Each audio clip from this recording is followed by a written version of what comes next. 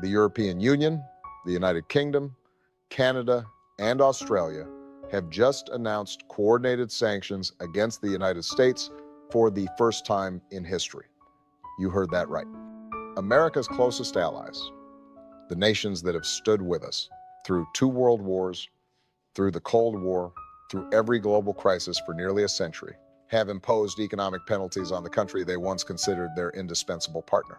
These are not distant nations or fair-weather friends, but the core democratic allies that have formed the backbone of American power and influence for generations.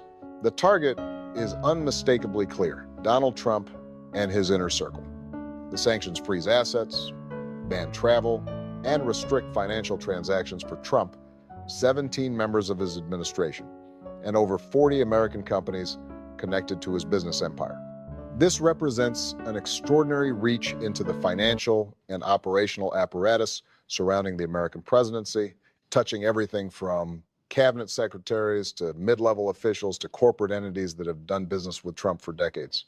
The announcement came simultaneously from Brussels, London, Ottawa, and Canberra at precisely 6 in the morning Eastern Time, a coordinated strike designed to maximize impact before American markets opened. The timing was clearly deliberate, calculated to send a message before traders, investors, and financial institutions could react or prepare. The synchronized nature of the announcement, with 4 separate governments speaking with one voice at the exact same moment, underscored just how extensively this action had been planned and how united these allies were in their determination to act. This isn't about trade disputes or tariff disagreements. This isn't about normal diplomatic friction or the kind of policy differences that routinely emerge between even the closest allies.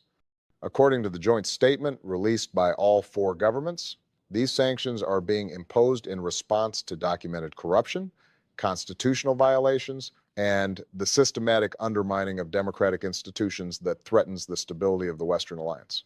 The language used was stark and uncompromising, leaving no room for diplomatic ambiguity or face-saving interpretations. It's honestly hard to believe we've reached this point.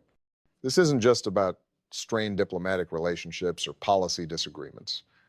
We're talking about America's oldest allies treating the American president like they would treat a dictator from a hostile nation, employing the same tools and mechanisms they've used against authoritarian regimes in places like Russia, Iran, and North Korea. The implications for American power, prestige, and global standing are absolutely devastating. The relationship between Trump and traditional American allies has been